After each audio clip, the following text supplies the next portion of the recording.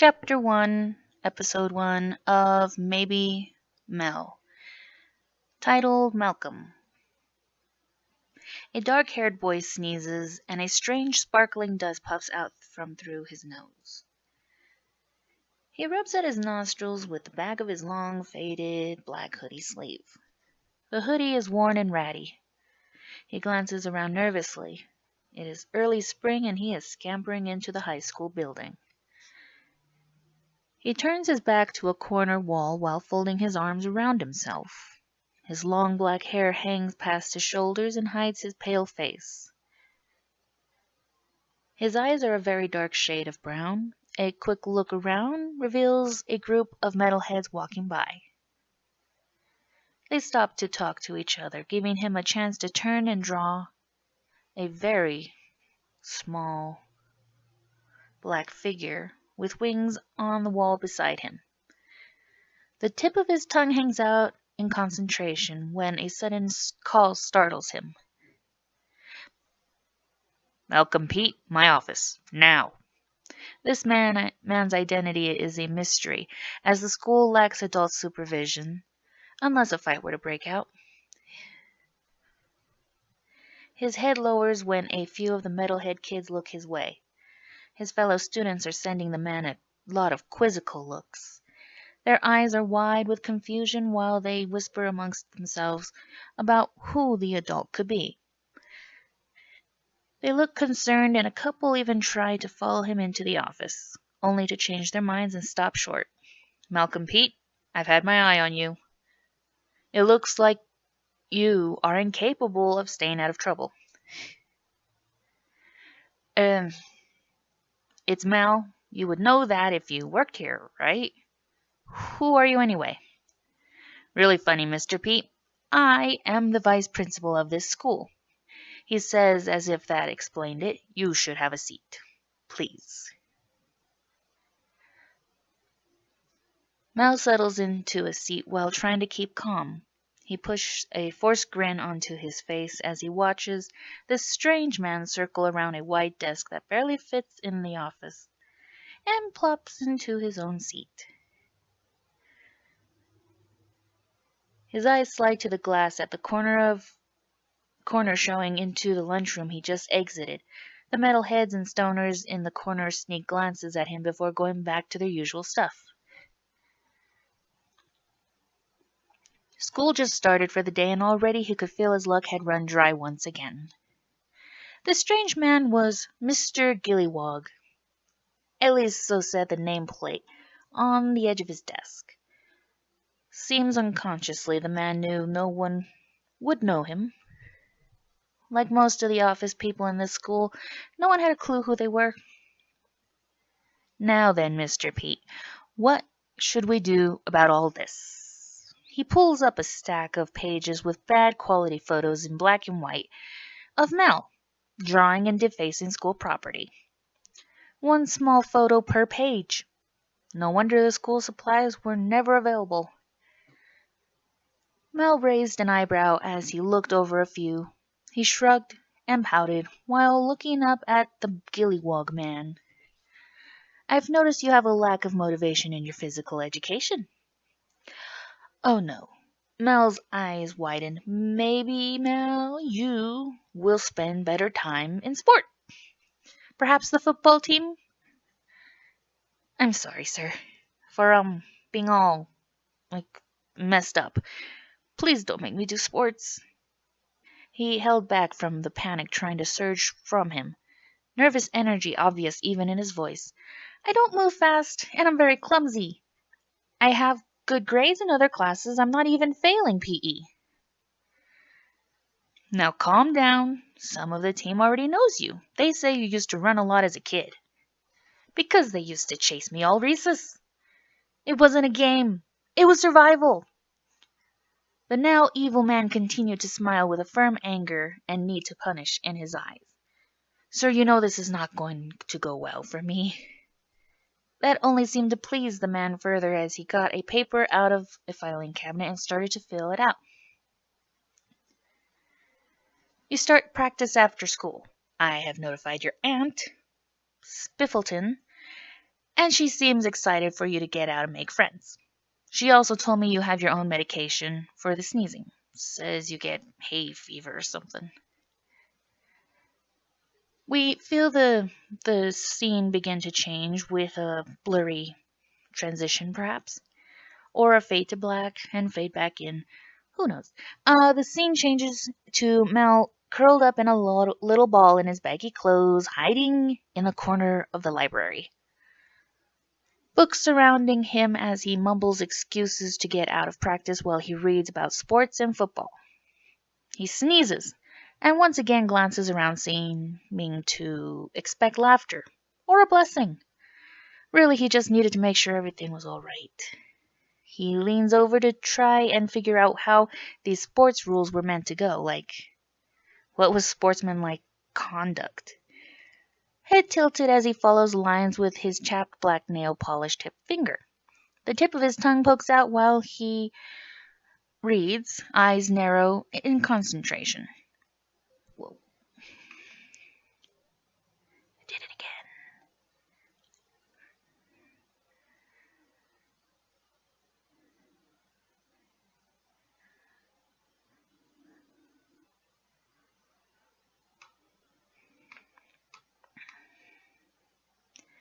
His nose wiggles and the bell for class is rang loudly.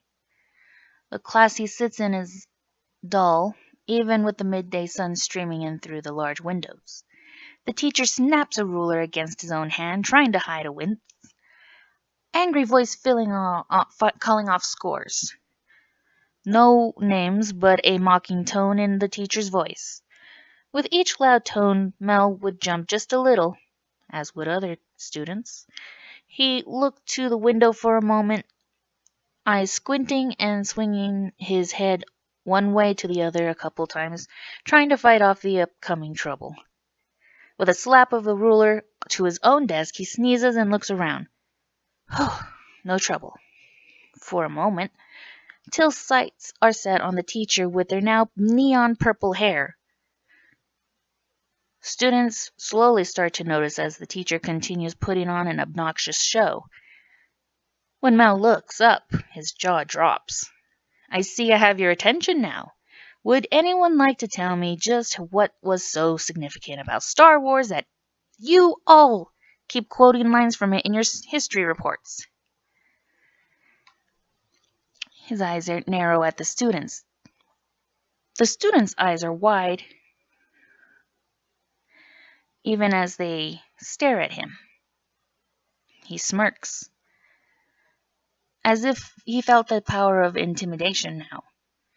A couple pencils fall off desks as students' eyes slowly travel to one another. Mal lowers his head deep into the safety of his old hoodie. The others knew without knowing that it was his doing. The teacher finally notices the looks and lets out a huff. Now what? You all think this is some joke? Even Malcolm has disappointed me with his little witch symbols in the corners, the little cartoon eyes, everywhere. And don't think I haven't noticed your lack of spelling ability. Sir, when did you get your hair done? One look at Holt and anyone could tell he was trying to, on some level, come to Mel's defense. Mr. Zni, please don't interrupt me again. But sir, the purple really brings out the color of your eyes, another person says. This one, the self-appointed class clown, Shonda, says. Her high spiked-edged space buns, a similar deep purple with bright orange streaks, and soft goth makeup make her stand out amongst the others. Most dressed in blacks with hoodies, others in semi-warm clothing of mostly dark colors. The unnamed teacher reaches up to his hair, not feeling anything weird. He does move to his desk to pull out a small compact mirror and drops his jaw, eyes wide and breath picking up. He looks at the students and points to the door as if to dismiss them before he rushes out himself. The class finally relaxes, and a couple of them let out small chuckles that slowly turn into smirks and even laughs. Maybe of relief, maybe of surprised joy. All right, students, the end of another beautiful day here at Sun High. Reminder that football practice is every day after school. This is your your vice principal speaking. That's Mr. Gillywog, your vice principal. We have a vice principal? Shonda pipes up, and a few kids grin or chuckle. Mal moves to jump up and leave the building when a dark-skinned hand with pale root-shaped scars land on his shoulder, knocking him back into his seat. Hey, Mel, right? I heard you like going by that name instead of Malcolm. I kinda like it. Reminds me of this evil witch in a kids movie. Looking at this new person, Mal couldn't help but let his lips part in surprise. Johnny Mephisto. A football player with a strange attitude, his eyes narrow as he pouts. For a moment, they have history. His hair is a bright platinum blonde, and he claims it's natural. We got practice. Come on. The scene changes to a field with other kids palling around and sending quick looks to Mel and Johnny as they rush over wearing some basic practice gear. Mel keeps at least a broom's length between them. The football team spends a good while sizing up Mel with their eyes, and then their gaze slides behind them. Holt Zinni was trailing after them, seeming out of breath. Holt stands over next to Mal and pats his shoulder, leaning in, telling him to keep some space from Johnny.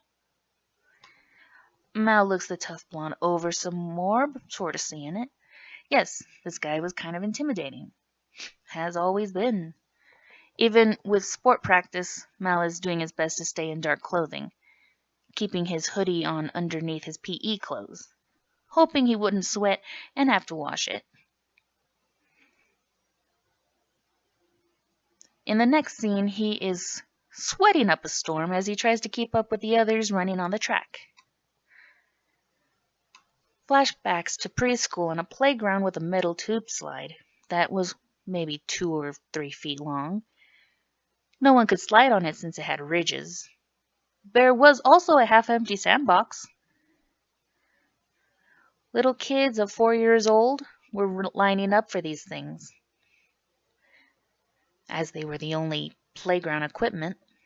Meanwhile, a tiny, soft black spiky-haired Mel was running away from a bunch of kids. This was every day they would chase him, and he would hate it every time. He wasn't slow, though, always running on the tips of his feet, right on his toes. Of course, he knew he could run a lot faster without the shoes on, but the sparkling on the playground made him worry. There was broken glass everywhere. Looking to the side after the short flashback, he could see Holt at least keeping pace with him, at a slow rate, looking ridiculous as he makes exaggerated leg movements as he practically jogs in place to keep from leaving Mal all alone. Mal lowers his head and huffs out before letting himself plop over onto the ground, almost smacking his face if not for his arms being ready to support himself a little. Holt stops and jogs back to pat his shoulder. Holt reaches down to offer a hand to Mal. Mal looks up before closing his eyes and pushing his face into the ground in defeat. Holt looks behind them before jogging off while the rest of the team runs by. A pair of legs stopped in Mal's line of vision, and next thing he knew, he was being lifted and swung over a shoulder.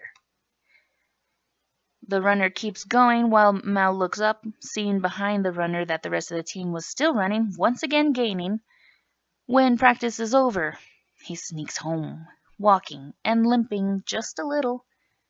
Mal crashes into his bed at home and closes his eyes, falling asleep till Great Aunt Spiffy is knocking at his door to wake him up.